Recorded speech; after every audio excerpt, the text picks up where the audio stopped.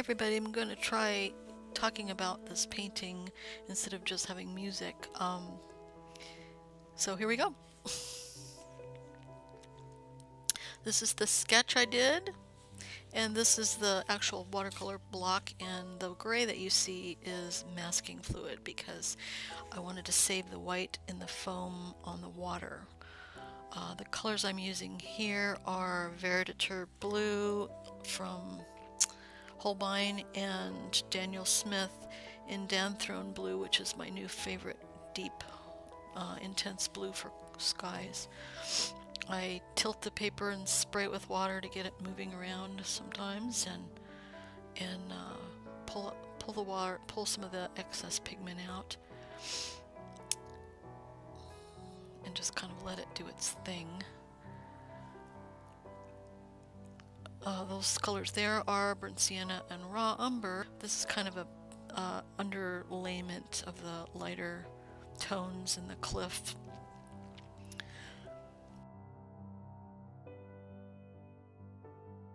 Sap green, along with some of the burnt umber and raw sienna for the greenery. Usually like to mix my own greens, but lately I've been using sap green because I really like it.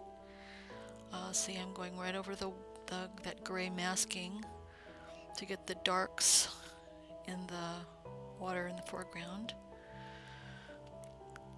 It makes things easier to paint more freely that way. Those blues are the same blues I used before with a little bit of cobalt turquoise that's on this left side of my palette there to get a little more shallow water effect.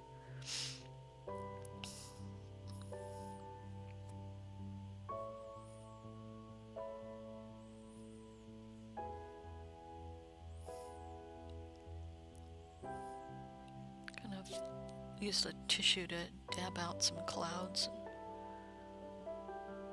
That's salt that I'm throwing on. I don't always use it, but sometimes it leaves some nice textures, and the stones in the foreground there in the water kind of need some texture.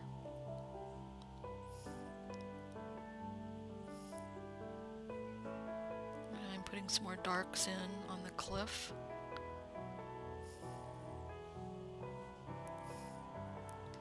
I like to splatter things. Again, that makes really great texture.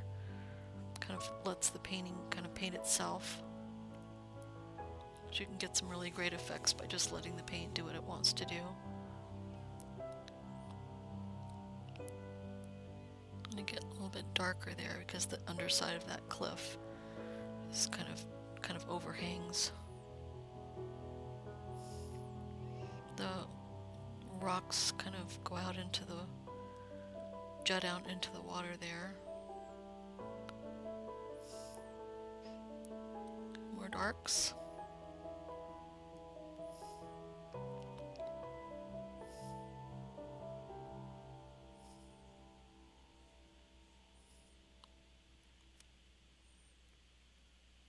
There's a little house on the cliff over there. You can't really see it because I've just painted over it, but it is masked out, so later on I'll pull that out.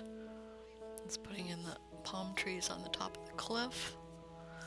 Just keeping it kind of simple. It's almost a silhouette. More darks.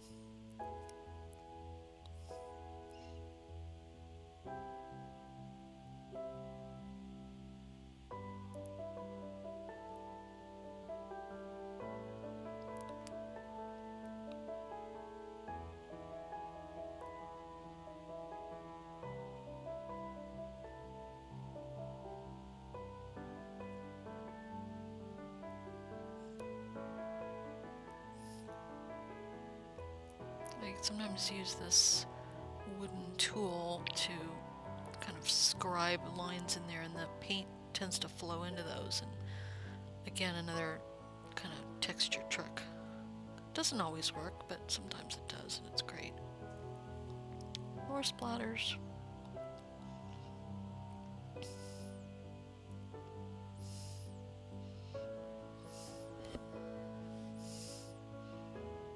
And as anybody who's painted in watercolor knows that when you put down the color, sometimes it seems perfect and then it dries and it's too light, so you have to go back in and darken things up.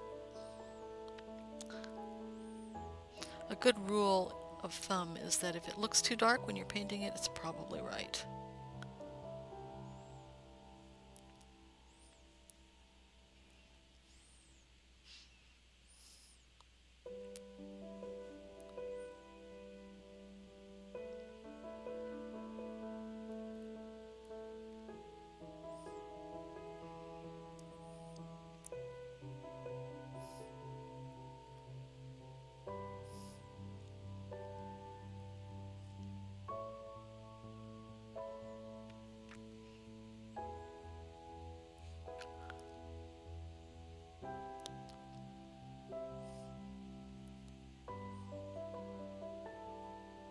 Okay, you didn't watch me do it, but I pulled off all the masking so you can see the white that was underneath. That's what happens when you forget to start the camera.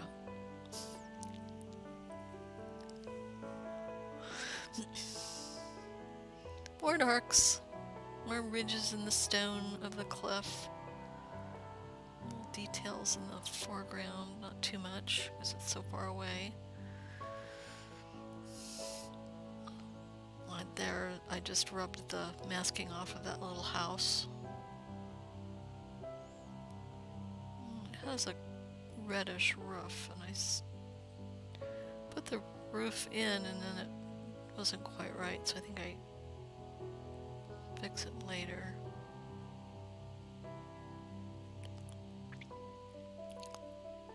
A little bit of the shallow water on the beach. Find the horizon a little bit better.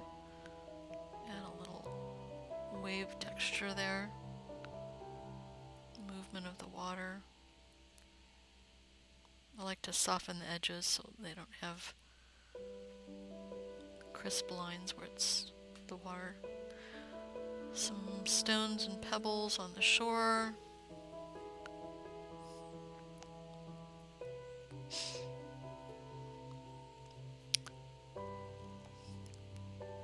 Masking this off so I don't splatter parts that I don't want splattered, because I want to put a little more texture in with the rocks to show the stones and the gravelly beach area there.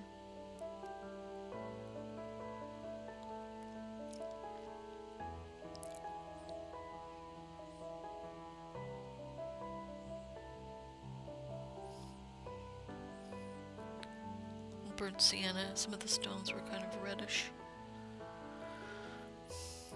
That's a section of masking that didn't get rubbed off. This is white acrylic ink, and I sometimes use that to get a little more white where I didn't manage to save it with the masking. It also makes some nice wave-like textures. And I'm not so much of a purist that I am afraid to use whatever works. Sometimes I will hit it with a spritz of water and it'll move around a little bit. Kind of makes a nice texture that way too. Fix that roof on that house.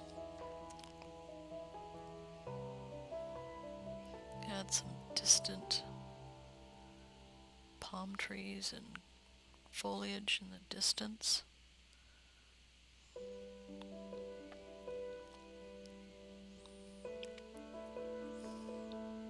More splatters. Also, if it's wet, you can take a tissue and rub it off, and it'll oftentimes leave a nice texture for where it's pulled off the paint. Get some lighter textures that way.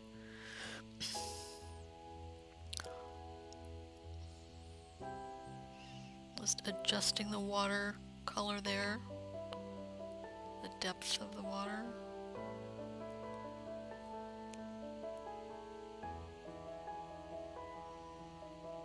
More darks.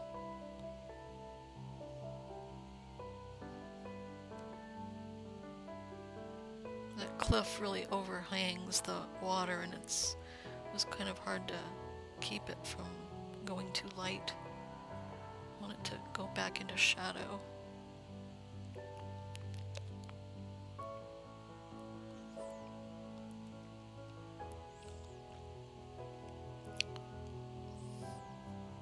More white. I wanted some more clouds in the sky and to show a little bit of puffiness in the clouds. I decided to throw some more white on there, soften the edges.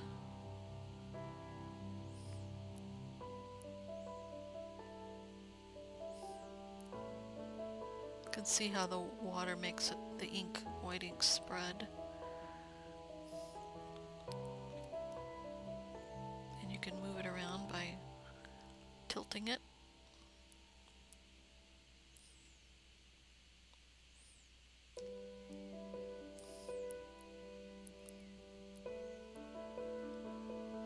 I tend to noodle things a lot. This was kind of an afterthought that my foam wasn't quite what I wanted it, so I decided to put some more white ink in there.